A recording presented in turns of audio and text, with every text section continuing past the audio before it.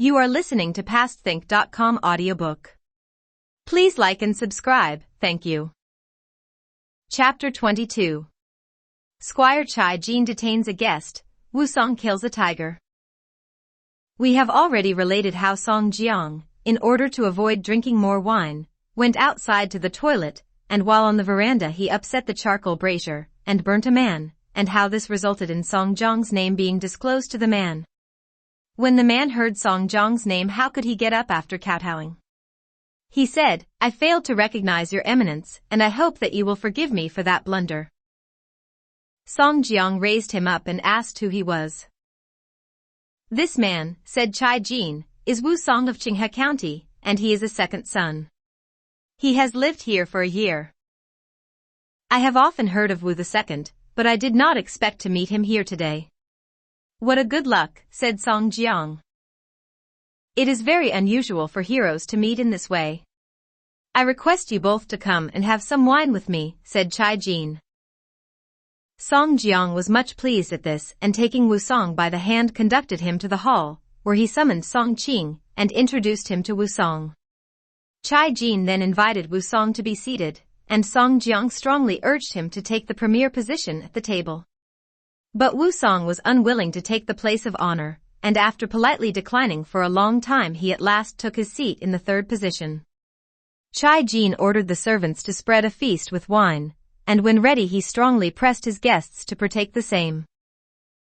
Song Jiang was exceedingly pleased with the manner and bearing of Wusong, and at last he asked him why he was staying there. "While I was at Qinghe County I got drunk and had a fight with some official. I struck him with my fist while I was in a very hot temper, and knocked him nearly insensible. I thought I had killed him, so in order to avoid being arrested I ran away to this place for refuge where I have stayed for more than a year. Afterwards I heard that the man I had struck had not died, he was still alive. I would have liked to return home and find my elder brother, but I felt ill, and was unable to go. When you overturned the charcoal brazier on the veranda I was very much alarmed, and had a heavy cold perspiration, but I think that had cured my sickness." Song Jiang was much pleased upon hearing this.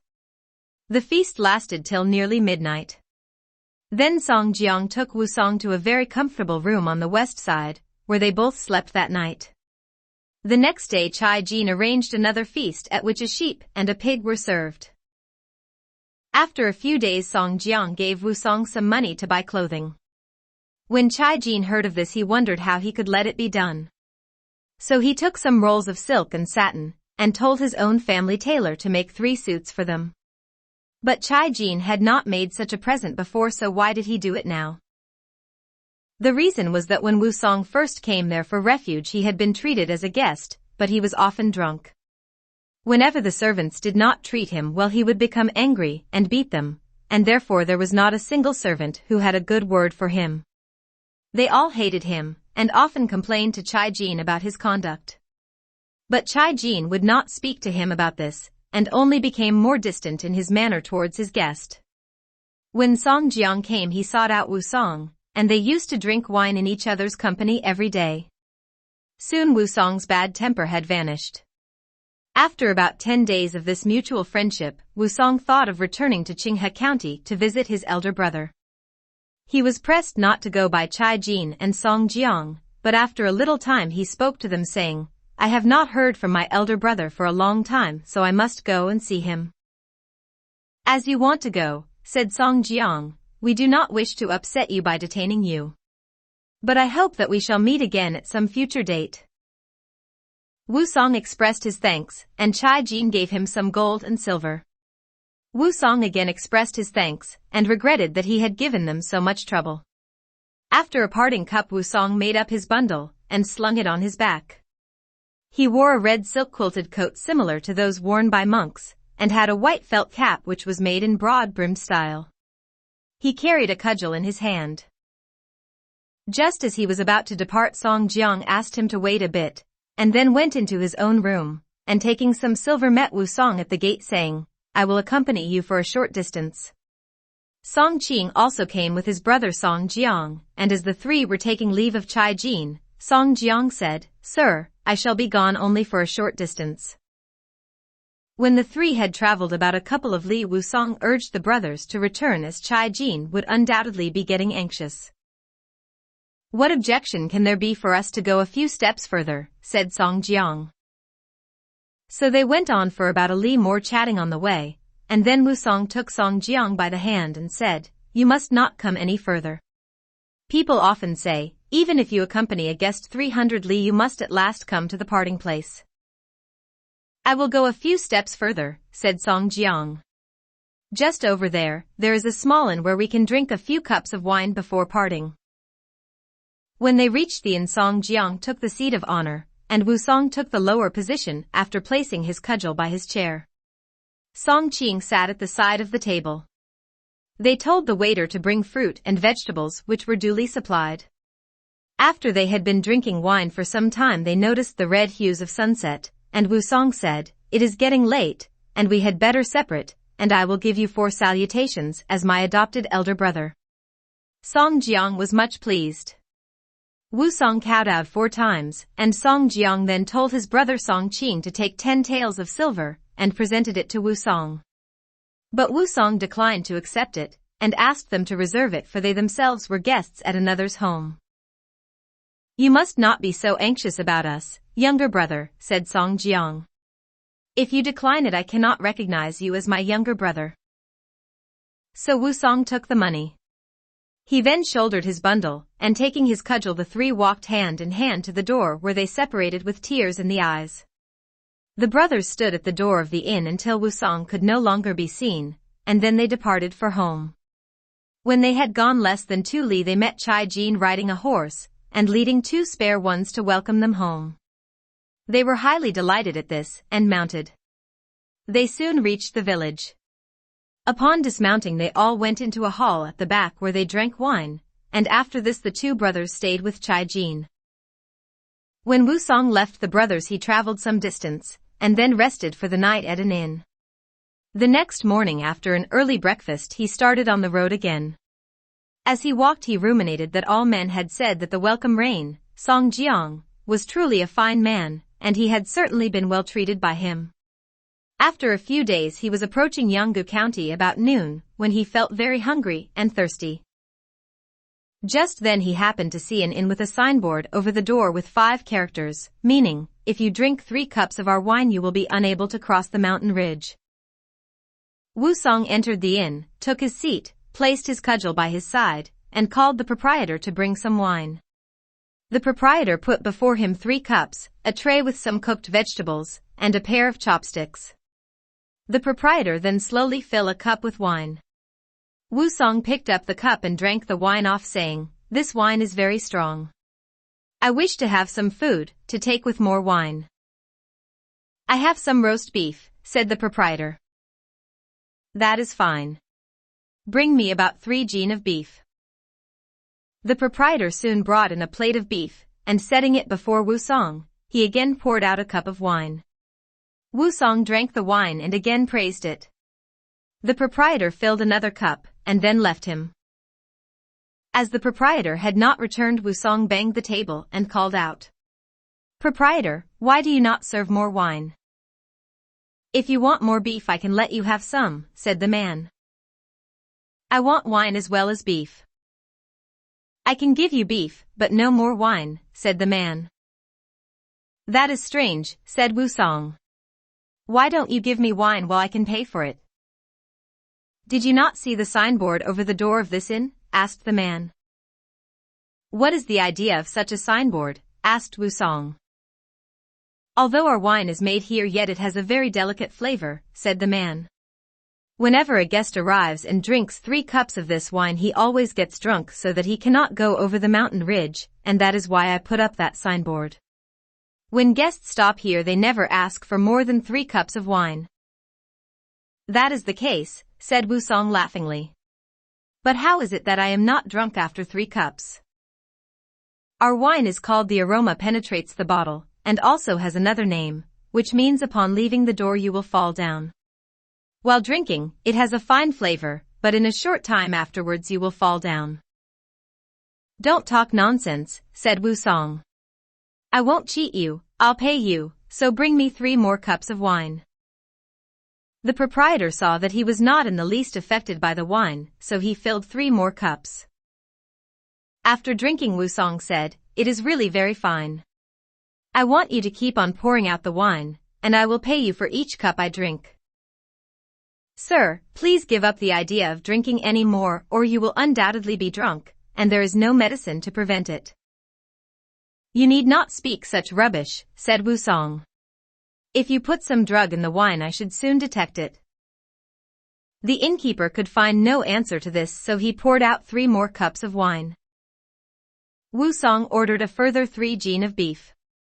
The innkeeper brought in the cold beef, and again poured out 3 cups of wine. Wusong drank the wine, but still wanted more. So he took out his silver, and showing it to the innkeeper asked, "Look at this. Is it enough for your wine and beef?" "More than enough," said the innkeeper. "Let me have it and I will give you the balance." "I do not want any change," said Wusong. "You can pay me the balance in wine." "Sir," said the innkeeper, "you have had a lot of wine, but I still have 5 or 6 cups full left. But I am afraid that you will not be able to drink so much. As you have about 5 cups of wine more, you can let me have the whole lot," said Wusong. "You are a very big man," said the innkeeper, "and how am I going to lift you up when you fall down dead drunk?" "I should not be a man, should I want you to help me up," said Wusong. But the innkeeper was unwilling to pour in any more wine, so Wusong spoke in an angry tone, "Have I not paid you for the wine? Do not provoke me to anger or I shall smash the whole room to pieces, and turn your inn upside down." The innkeeper saw that Wusong was drunk, so he decided not to oppose him, and poured out all the 6 cups of wine.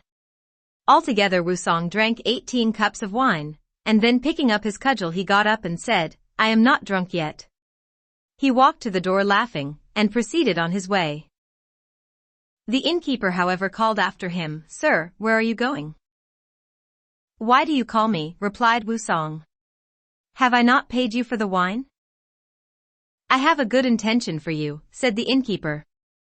"I want you to come to my home, and look at a copy of an official proclamation." "What is the proclamation about?" asked Wusong. "Just now there is, on Jingyang Ridge, a large animal with a white forehead and protruding eyes.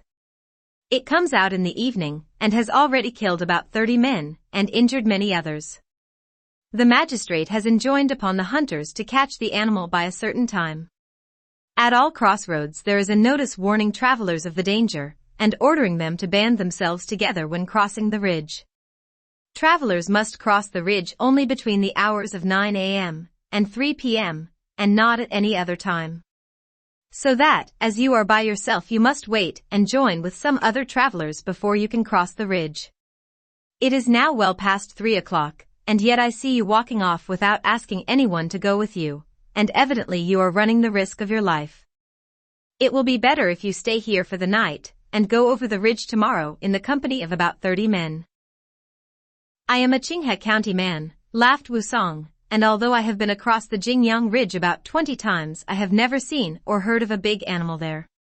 So you need not say shit like this just to frighten me. And even if there is a beast, I am not afraid of it." "I only wanted to save your life," said the innkeeper. "If you do not believe what I say, then come inside and read the official proclamation." "Bullshit," said Wusong. "Even if there is a tiger, I shall not be afraid. I suppose if I pass the night at your inn, you may try to get my money during the night, and perhaps kill me. That is why you now make up this story to frighten me and keep me here." "Look here," said the innkeeper. "I am taking good care of you, yet you think I have bad intention. If you do not believe what I say, then go your own way." While saying this, he shook his head with regret and entered his inn. Wusong picked up his cudgel and started off for the Jingyang Ridge. After walking about 2 li, he reached the foot of the ridge, and there he saw a large tree, which had had its bark taken away, and on the white timber were 2 columns of characters written. It was to the same effect as the official proclamation. On reading it, Wusong laughed and said, "That innkeeper is a clever one. Frighten travelers so that they will stay at his inn. But I am not afraid of that shit. Dragging his cudgel along the ground, he proceeded on his way. It was about 4 o'clock, and the sun was slowly sinking behind the ridge, setting the sky in a red evening glow. The large quantities of wine he had drunk had driven all fear away, so he proceeded on his way. He had only gone a little distance when he saw a ruined temple, and on the door was another notice, so he went forward and read it. It warned travelers of the danger of crossing the ridge. So Wusong at last realized that there was a tiger to be faced, and his first thought was to return to the inn. But he saw in that case the innkeeper would only laugh at him, and regard him as a coward, so that would not do. But after a second thought, he said to himself, why be afraid? Why not face the danger? He went on, but soon vomited the wine he had taken. He then took his cap, and pushed it on his back suspended by the tapes. He put his cudgel under his arm, and slowly ascended the ridge. Turning his head, he saw that the sun had now sunk to the west. It was now the 10th lunar month, so that the autumn days were short, the nights long, and the sunset was soon followed by darkness. He soliloquized, where is that tiger that men are so afraid of that they dare not cross the ridge? He went a little further, and now felt the effect of the wine. So taking the cudgel in one hand, he unloosened his coat with the other hand. Staggering along, he entered the forest. He came across a large block of smooth green stone against which he put his cudgel. He then reclined on the stone with the intention of sleeping there. Just then a strong wind sprang up, and he heard a sound among the trees, and at the same moment a large tiger sprang out. With an exclamation he rolled off the stone, seized his cudgel, and slipped to one side of the stone. The tiger was both hungry and thirsty, and crouched on the ground ready for a spring. As the tiger sprang forward, Wusong was startled, and was covered with a cold sweat, but slipping to one side he escaped. The tiger immediately turned round, and roared like thunder, so that the ridge almost quaked. The tiger's tail was erect and stiff as a poker, and was lashed from side to side in rage. Wusong did not keep still, but kept moving about irregularly. In fact, the tiger had only 3 methods of killing men: a crouch, a leap, and a blow with its tail. If these 3 failed, the tiger at once lost all courage or spirit. In such cases it always turned round, and gave a loud roar. When Wusong saw it turning round, he seized his cudgel with both hands, and using the utmost of his strength he whirled it aloft, and brought it down with a crash. There was a great noise, followed by a fall of leaves and twigs from the dense undergrowth. Wusong saw that he had missed the tiger, and simply in his haste had hit the undergrowth. As his long cudgel was broken in half, he threw a part away. The tiger roared again, crouched, and again leapt at Wusong. Wusong again swiftly stepped to one side. The tiger whirled round and came just in front of Wusong, and planted its forepaws on the ground. Wusong threw the remaining half of the cudgel away, and seized the tiger's forehead skin with both hands, and pressed the tiger down on the ground. The tiger struggled to get up, but Wusong exerted all his strength, and would not let it go the least bit. He kicked it in the eyes. This made the tiger roar, and scoop out holes in the yellow soil with its front paws. Wusong now pressed the tiger's snout into the hole in the ground, and it had to endure this disgrace as it was losing its strength. Wusong now grasped the loose skin on the tiger's head in his left hand, and taking his right fist hit the tiger severely. After about 70 blows, blood streamed out of the tiger's eyes, mouth, nose, and ears, and the beast lay panting for breath. Wusong left it for a moment, and went to get a part of his cudgel. As he was afraid that the tiger was not yet dead, he dealt the tiger some blows for some time, until he saw evidently that it was no longer alive. He thereupon threw away his cudgel, and wondered whether he should drag the tiger down the mountain. The body lay in a pool of blood, and using both hands he tried to move it, but he found that it was too heavy. He had used up all his strength, so that he now felt weak in hand and foot. He had not gone far when he saw 2 tigers emerging from the dry grass. Yeah, he said. That's all gone now. But he noticed that the 2 tigers now stood up on their hind legs, and looking closely he saw that they were 2 men who had fastened tiger skins very closely on their bodies, and carried in their hands 5-pronged forks. They were surprised at seeing Wusong, and said, You must have eaten the heart of a wolf, the gall bladder of a leopard, and the legs of a lion so that your whole body becomes a mass of courage. How dare you to cross the ridge during the night, without a single weapon in your hand? You. Are you a man, or a demon? But who are you? Asked Wusong. We are hunters, replied the men. And what are you doing on this mountain? Asked Wusong. The men were surprised at such a question and asked, Do you mean to say that you do not know? On this mountain there is a dangerous tiger which attacks men at night, and has already injured 8 hunters, and numerous travelers have been killed. The county magistrate has ordered us, and also the village chief, to come here to catch the tiger. But its strength is so great that it is difficult to come near it. Who dare face it? The magistrate has beaten us repeatedly for not catching the tiger, but it makes no difference. Tonight we have come here, accompanied by 10 men from the villages, and we are all over the mountain, armed with poisoned arrows, waiting for the tiger. Just here we lay in ambush when we saw you coming from the mountain as bold as brass, and it gave us quite a start. Who are you? Have you seen the tiger?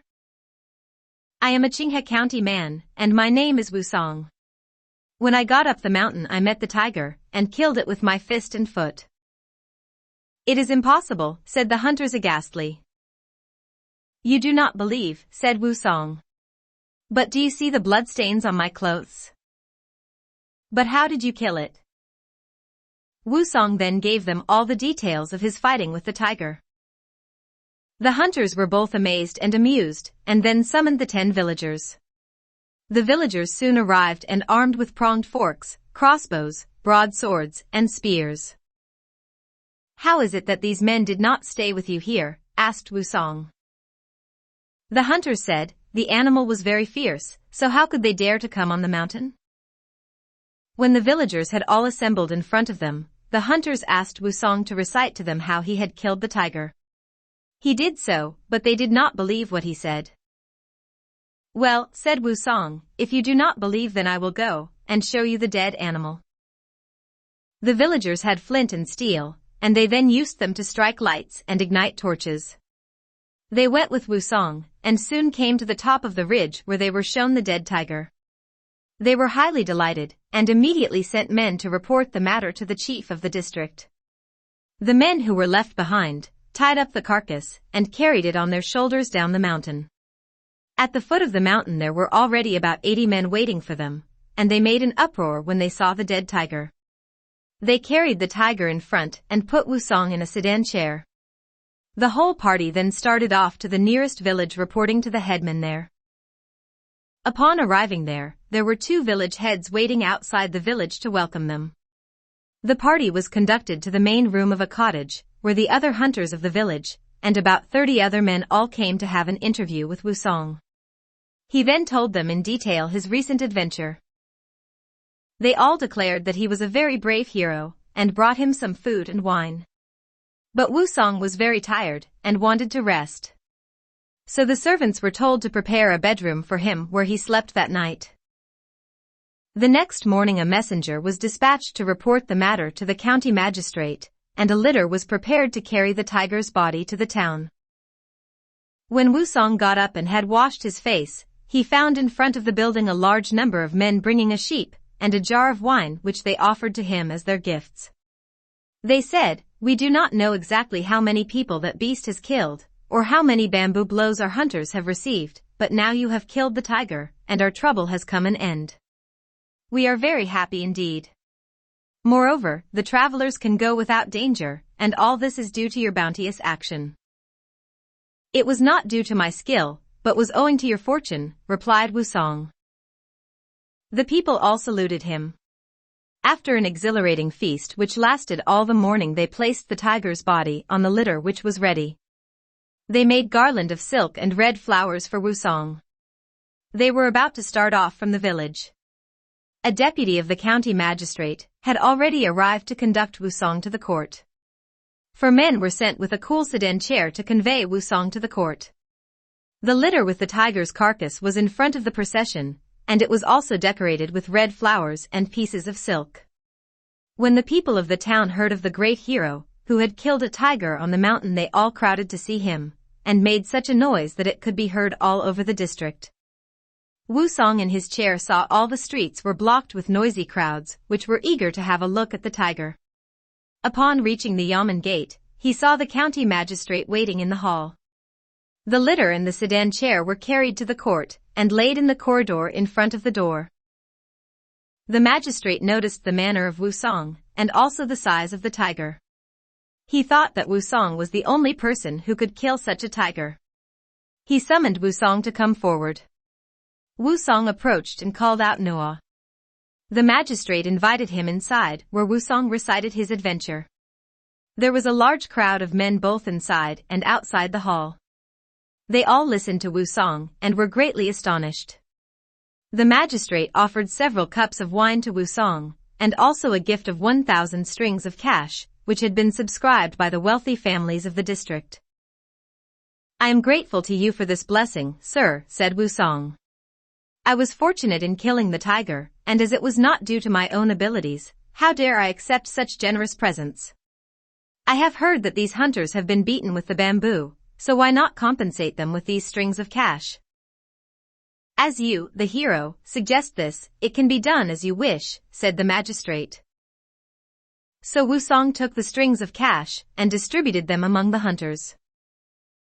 When the magistrate saw the noble, virtuous, and benevolent character of Wusong, he wished to recommend him for an official post. So he said to him, "You are a Qinghe County man, and as that place is quite close here, I offer you the position of inspector in this yamen.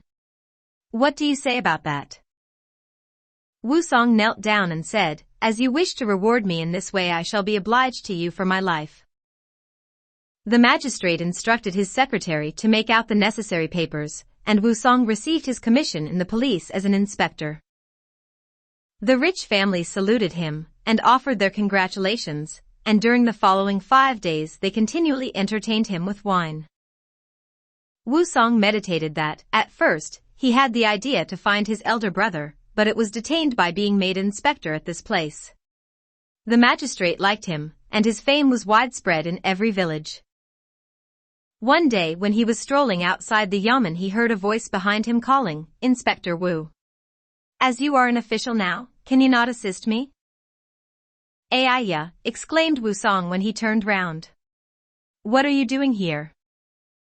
If these heroes had not met, many men would not have died. Swords would not have chopped off heads, nor blood have flown like water. We will now see who that man was who had stopped Wusong.